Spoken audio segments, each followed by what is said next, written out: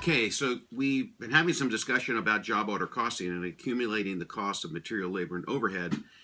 And one of the questions that typically gives students a tough time is this concept of allocating overhead, since it's an indirect cost. Remember, direct cost is charged based off of a bill of material, direct material that is, and direct labor comes directly off a time card, so it's directly traceable.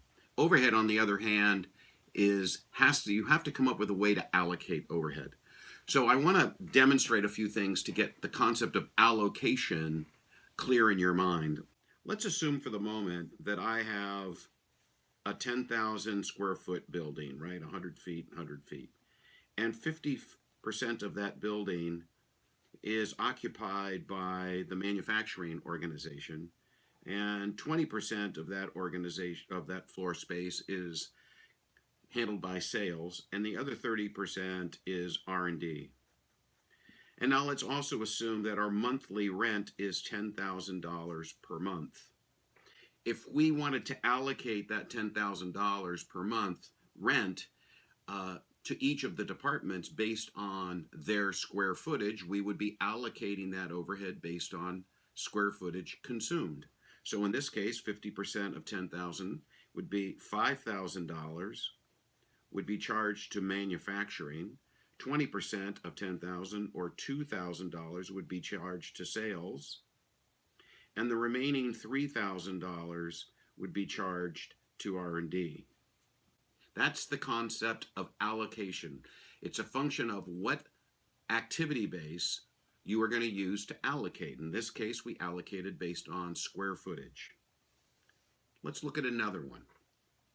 Assume you're planning a luncheon for a club you're in or a university activity, and you're planning to have this lunch meeting. We may be having a guest speaker, and you're estimating that the meal cost is going to be about $5.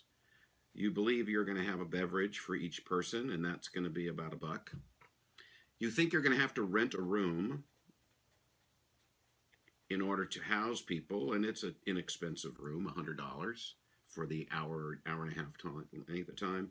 And you also have to pay a speaker fee.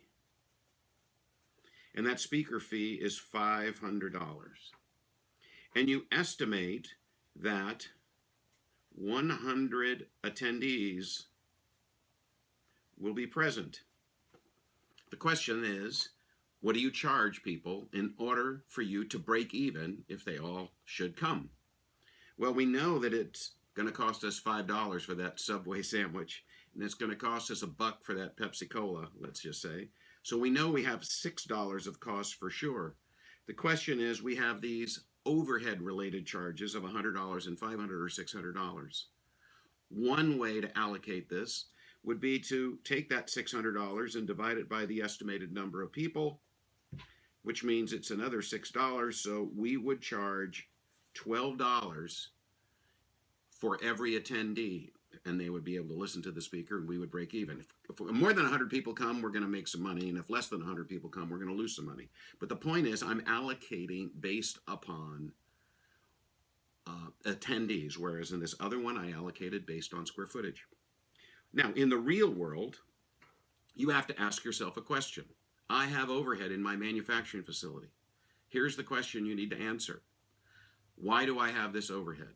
What is this overhead supporting? If it's a heavily capitalized manufacturing process with a lot of equipment at all, you might use machine hours. If, however, it's a lot of touch labor, that is individual people putting the product together, you might use direct labor hours or direct labor dollars. So ask yourself that question so that you then take your estimated overhead and you divide it by the appropriate activity base. In my last operations role, now this will be strange for you to perhaps consider this, but let me give you the scenario. 82% of my product was material.